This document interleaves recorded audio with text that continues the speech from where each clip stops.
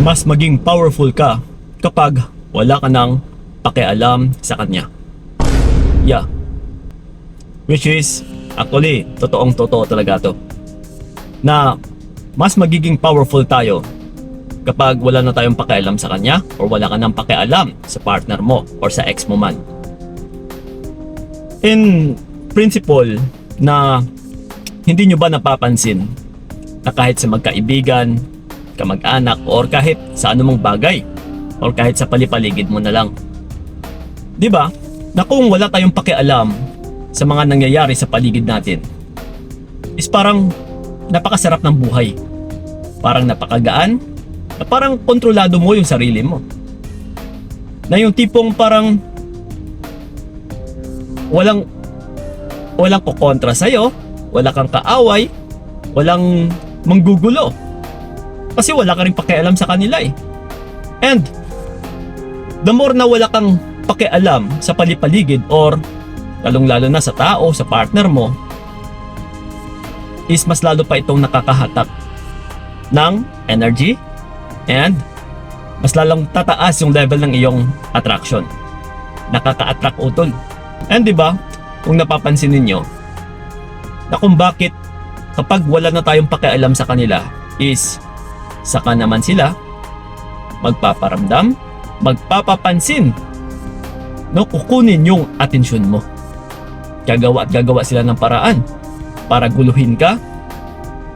Ngayong tipong para maagaw talaga yung pansin mo at saka bigyan mo sila ng panahon or oras. No?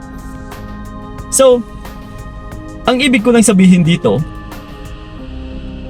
is kapag walang pakialam yung partner mo sa'yo or ngayon pinabaliwala ka man, ine-ignore ka, no, na parang itsapwera ka, parang basura ka, di ba? Na kung sila mismo ay kapag wala nang pakialam sa'yo, nahahatak yung energy mo. Like I said, nakakahatak kasi yun ng energy. And mas lalo kang naa-attract sa kanya. Mas lalo ka pang matakot or natatakot na mawala yung tao na ito. Yung taong nambabaliwala sa'yo. Yung taong walang pakialam sa'yo. So same thing as sa mga natatakot na Kuya Kiko, natatakot ako na kapag mawalan ako ng pakialam sa kanya, ay baka mas lalo siyang tuluyan na mawala sa akin. Based sa studies utol, no, sa psychological behavior ng tao, kagaya ng sinabi ko kanina, na kapag mawalan ka ng pakialam sa kanila, ay magiging powerful ka. Hawak mo lahat-lahat utol. No, in-explain ko kanina para maintindihan ninyo ng maayos, maunawaan ninyo ng maigi, na kapag mawalan ka pala ng pakialam sa taong ito, is mahahatak mo yung energy niya. Mas lalong tataas yung level ng iyong attraction. No, na kabaliktaran sa iniisip natin na akala natin na kapag mawalan tayo ng pakialam sa kanila, ay baka tuluyan nang masira yung relationship ninyo, tuluyan na siyang mawala, or baka tuluyan na talagang maglaho yung taong ito. Yun kasi ang iniisip natin.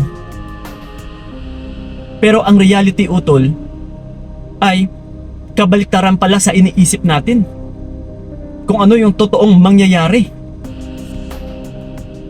No? I-base na lang natin sa, di ba, kapag siya is nawalan ng takot or walang pakialam sa'yo, is nakakahatak talaga, di ba? Ikaw ngayon, ito yung takot na mawala siya. Ikaw ngayon, ito yung napapraning, nababalisa, hindi makatulog, hindi makakain ng maayos, nawawalan ng gana, pati sa trabaho mo, wala ka ng focus. Yes. Dahil once na ang tao ay wala ng pakialam, nagiging powerful po sila. Nakakahatak talaga ito ng energy utol. Lahat ng enerhiya mahahatak mo. No? Which is, pasok ito sa law of attraction. Na isa ito sa tinuturo na kung gusto mo talagang tumaas yung level ng iyong attraction, no, na mas lalo kang makaka-attract, makapag-magnet ng kahit anong bagay, ng tao man or whatsoever, mag-focus ka lang sa sarili mo. And huwag na huwag kang mangingialam. Iwas, no, sa lahat ng bagay-bagay. No, in short, tigil-tigilan mo muna yung pagiging marites mo. No? Subukan mo, utol, na mag-focus ka lang sa iyong sarili. Subukan mo na mawalan ng pakialam sa taong ito. Subukan mo na wala kang ibang pakialaman muna sa ngayon, kundi walang iba, which is yung sarili mo lang. Subukan mo po, walang mawawala. Kontrolado mo pa ang lahat-lahat. And magagawa mo pa ang lahat-lahat. No, kabaliktaran pareho lang ito sa ginagawa ng partner mo. Kapag wala siyang pakialam sa'yo, ikaw yung takot na takot. Susubukan mo, utol, na lagpasan ito. Subukan mo na ma-overcome ito.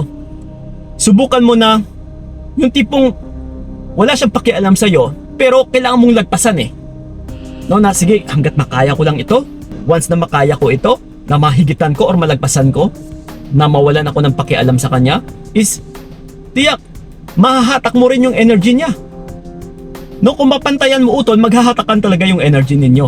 Pero kung hindi ka nagpapatinag, tuloy-tuloy ka pa rin sa pag no contact, tuloy-tuloy ka pa rin sa walang pakialam sa kanya, na hindi mo siya kinikibo, no, na ine-ignore mo lang siya palagi, and wala kang ibang inaasikaso, inaatupag, kundi nagfo-focus ka sa iyong sarili. No, umiiwas ka sa pagiging pagkamarites mo na sa mga kaibigan, sa mga mutual friends, sa relatives, families, lahat-lahat, kung saan magkakaroon ng ugnayan sa inyong dalawa. And once na magawa mo na ito, na nalagpasan mo talaga, wala kang pakialam sa lahat-lahat, is dito na po siya dahan-dahan or pakonti-konti na matatakot din na baka ikaw naman ito yung mawala.